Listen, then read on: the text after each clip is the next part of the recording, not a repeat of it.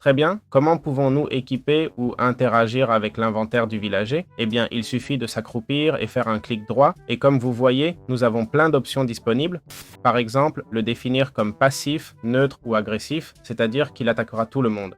Aussi en mode raid, où la recrue s'approche et attaque tout ce qui est vivant.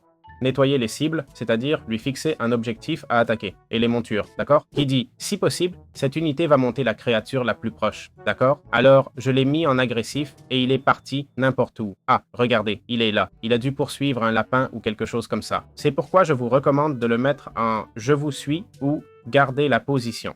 Sinon, ils vont partir n'importe où, d'accord? On peut aussi le mettre à distance, d'accord?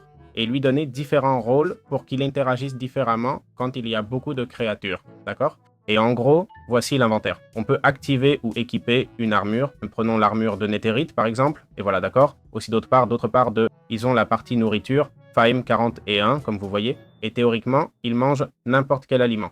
Voilà, vous lui donnez faim, d'accord? C'est là qu'il commence à manger. Comme vous voyez, il se régénère sans aucun problème et tout. Ils peuvent utiliser presque n'importe quelle arme ou équipement du sol.